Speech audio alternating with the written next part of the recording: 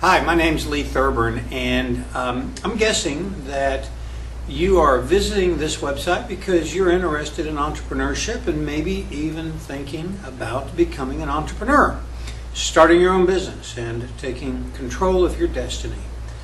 Awesome. Congratulations. Welcome. This is an adventure that is going to last the rest of your life.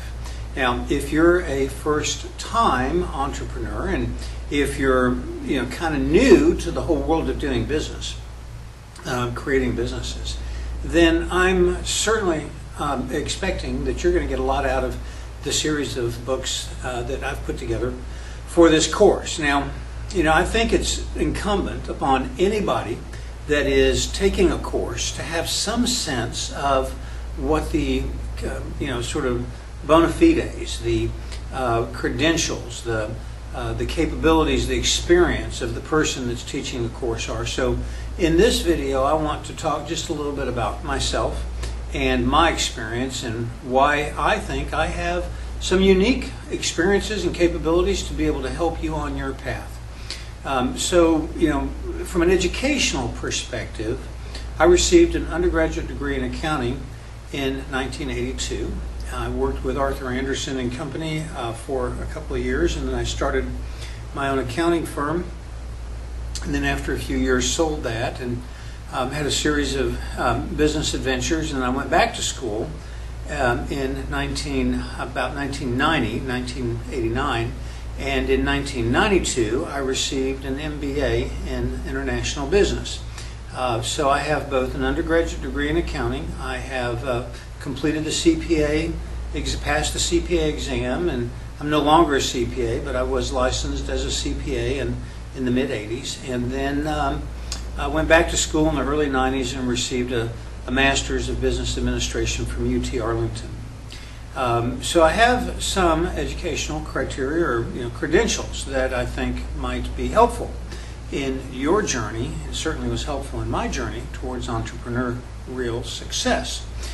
But my history as an entrepreneur starts really kind of when I was a kid.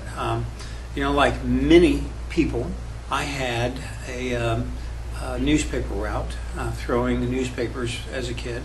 I didn't particularly succeed at that. I wasn't somebody that found that as a great stepping stone, but it was my first foray into working sort of for myself and being responsible, and so that was an experience that counts towards my journey. I also, when I was in high school down in Houston, living in southeast Houston, Pasadena area, I started a little lawn service business, and I probably had 15 lawns in my neighborhood that I took care of, and that certainly helped. I can't remember how much I charged per lawn, but it certainly kept me as a high school student in spending money. Then I was introduced to the world of car sales, where you purchase cars at auction, turn around and sell them, then you go purchase another one, make a little profit, and purchase another one. And over the course of about a year to a year and a half, I bought and sold approximately 15 cars. I'd go buy a car at auction. My very first one was I believe, if my memory serves correct, was a 55 Pontiac Fury. And I bought it for about $300 at the Houston Auto Auction.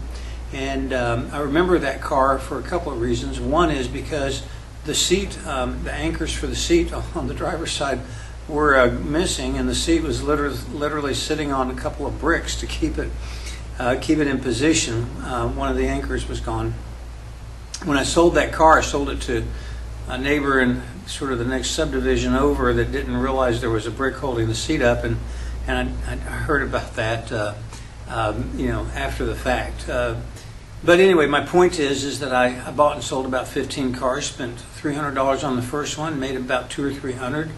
Kept 100, spent $400 or $500 on the next one, and kind of worked my way up until I could afford to buy the car that I wanted. So that was fun. That was an experience where I learned the value of leveraging your capital and selling and being responsible for managing your inventory and your cash flow and that sort of thing.